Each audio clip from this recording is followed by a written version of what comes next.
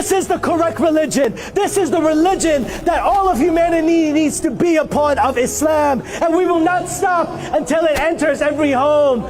You guys, you know it's really Islamophobic of us to assume what Allahu Akbar means. I see a lot of people posting about it, and it's a very scary thing to people. But do you really know what it means? Are we being Islamophobic when we hear Allahu Akbar? I mean, Islam is a religion of peace, right? Allahu Akbar! Allah to America! Allah to Israel! Allah to you! Al-Nasr! Allahu Akbar! Allah to America! Allah to Israel! Allah to you! Who is the terrorist? Who is the terrorist? The United States of America! The U.S. is the enemy number one of the Palestinian people. هفته مرگ بر آمریکاست. این شعار اصلی و اساسی گفتمان مقاومت و ایران عزیز اسلامی رو دارید روی دیوار تصویری مشاهده می‌فرمایید. مرگ بر آمریکا هم دقیقاً بر اساس همون ویژگی‌ها و مختصاتی که رهبر انقلاب فرمودند. That's what they tell us. Well, let's go to their books and see what Allahu Akbar really means. In my hand I have Sahih al-Bukhari. This is one of the many hadiths in Islam. Let's go to 48, Jihad. And here it says, 1031, whenever we went up to a place, we would say, Allahu Akbar, meaning Allah is greater. Well, let's get some context. Let's go back to the beginning of Jihad. If you are called by a Muslim ruler for fighting, go forth immediately. Allah guarantees that He will admit the mujahid in his cause into paradise if he is killed. Otherwise, He will return him to his home safely with rewards and war booty. Guys, this isn't looking good for your part, Muslims. I'm trying to defend you and say that Allahu Akbar doesn't mean anything bad. This isn't looking good. The Quran actually says to fight them, the unbelievers, until religion is all for Allah. And that's in Surah 8, Ayah 39, inside the Quran.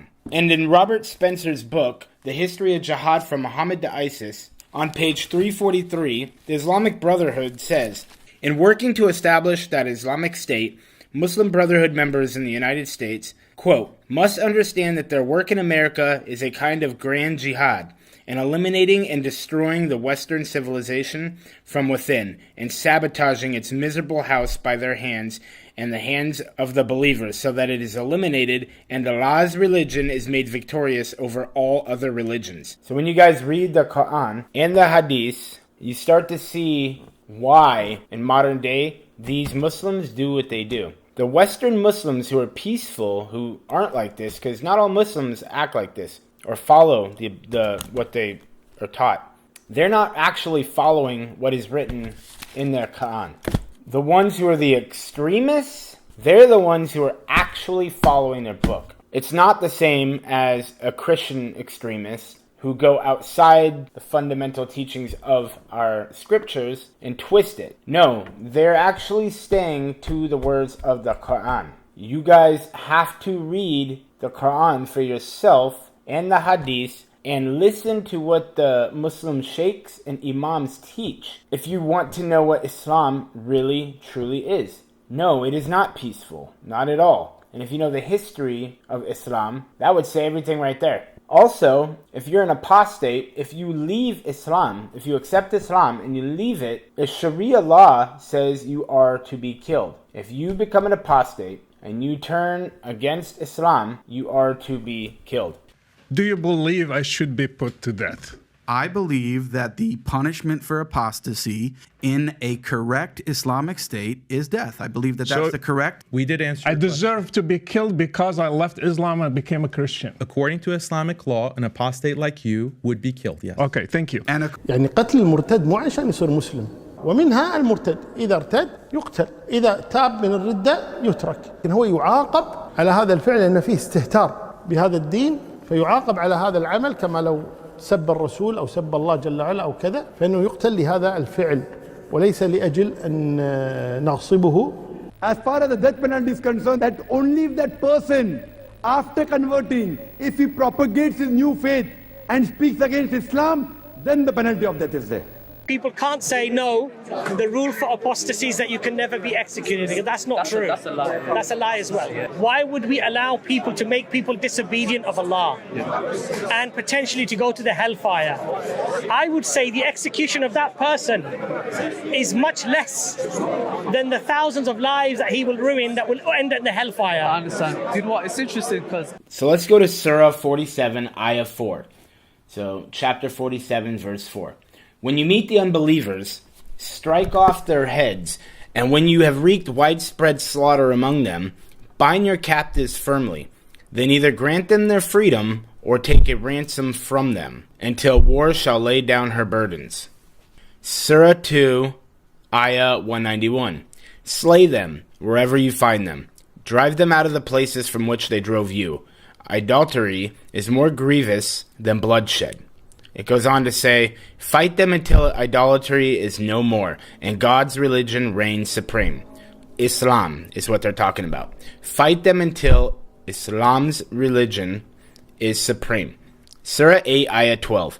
Remember when God revealed his will to the angels. I am with you, so give courage to the believers, i.e. the Muslims. I shall cast terror into the hearts of the infidels, i.e. the Christians, Jews, and anybody else who don't believe in Allah. Strike off their heads, strike off the very tips of their fingers. Surah 33, Ayah 60. Cursed wherever they are found, they shall be seized and put to death without mercy. And they're talking about the people of Medina who do not become Muslim, who resist against them. Surah 9, Ayah 123. Believers, Muslims, fight the infidels who dwell around you. Deal firmly with them, and know that God is with those that fear him. So Allah will protect those Muslims who are fighting in his cause. And in Surah 9, Ayah 28 through Ayah 31, they talk about how perverted and stupid and unclean Christians and Jews are. The adulterers are unclean. Fight those who believe in neither God nor the last day. So fight those who don't believe in Allah. And do not embrace the religion of truth until they render the tribute by hand in abject submission. God smite them, how perverse they are. Surah 9, Ayah 14. Fight them. God will chastise them at your hands and humble them. He will grant you victory over them and heal the spirit of the faithful. He will take away all rancor from their hearts. God shows mercy to whom he pleases. God is all-knowing and wise. Surah 9, chapter 5 to 6. When the sacred months are over, kill the adulterers wherever you find them. Arrest them, besiege them, and lie in ambush everywhere for them. For the adulterers are ignorant people. Surah 8, Ayah 39. Fight them until adultery shall cease, and God's religion, Allah's religion, Islam, shall reign supreme. So he's saying to fight them, kill them, get rid of them, until Islam is supreme. Surah 5, Ayah 51. Believers, take neither the Jews nor the Christians for your friends. Surah 4, Ayah 90. Seize them and slay them wherever you find them. Surah 4, Ayah 56.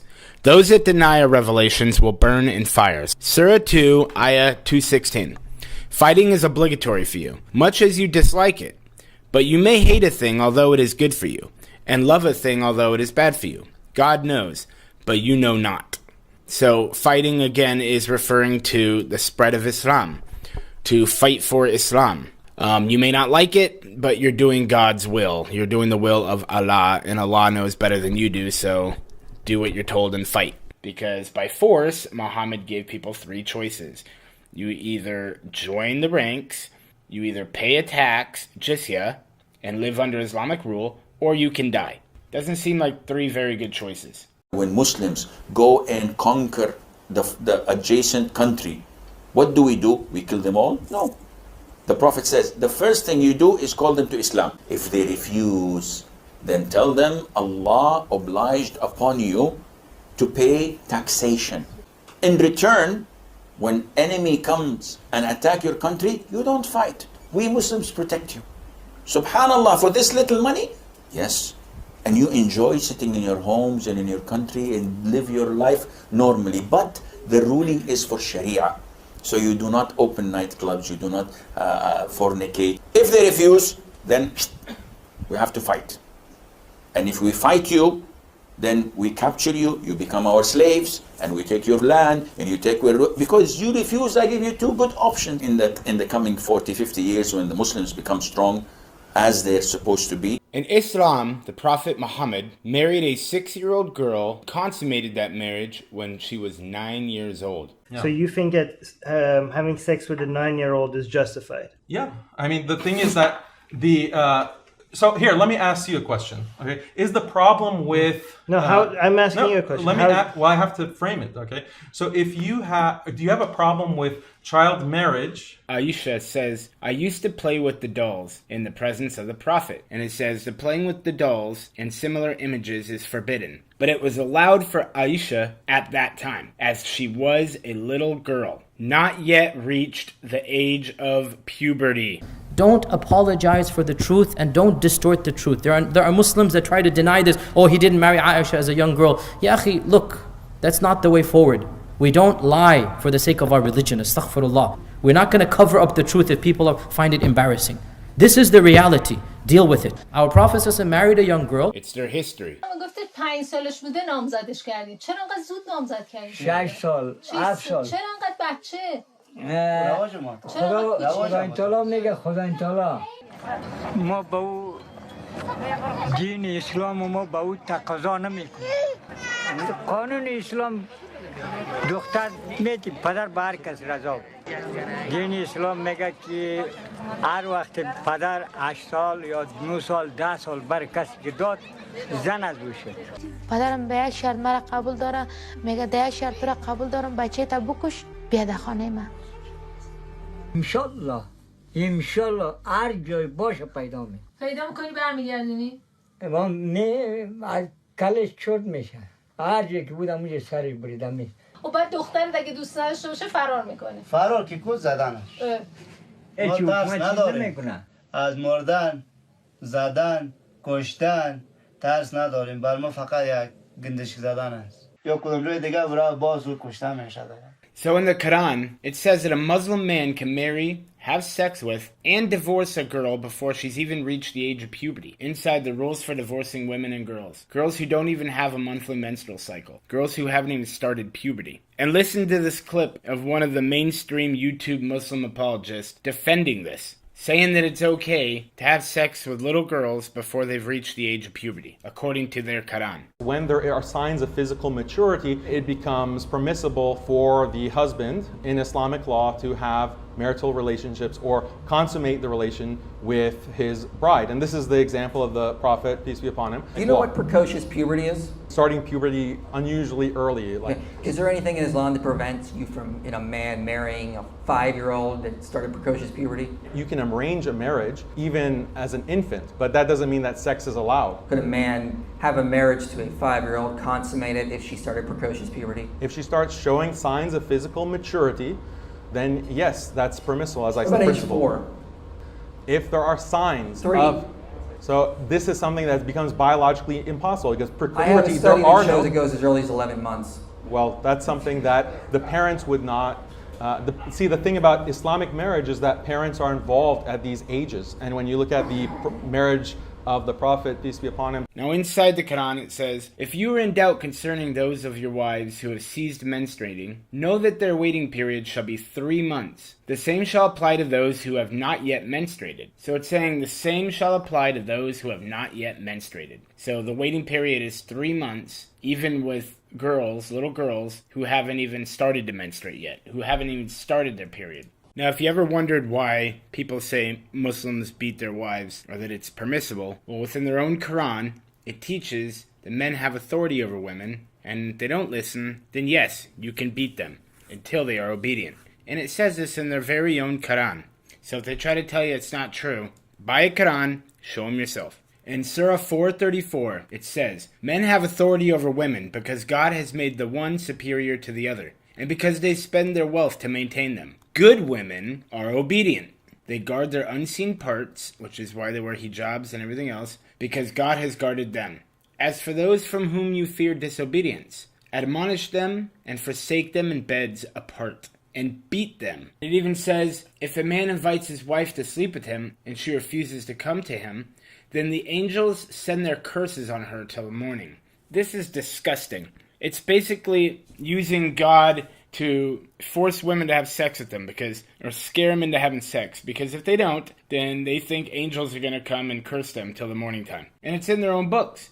So don't call us Islamophobic. They just showed you what they believe. They said it with their own mouth. We read it in their own books. I don't know what more we can say about this. How can you call Americans right now fighting against Islam Islamophobic when I just showed you their own people teaching this stuff and their own books teaching this stuff? Think about that.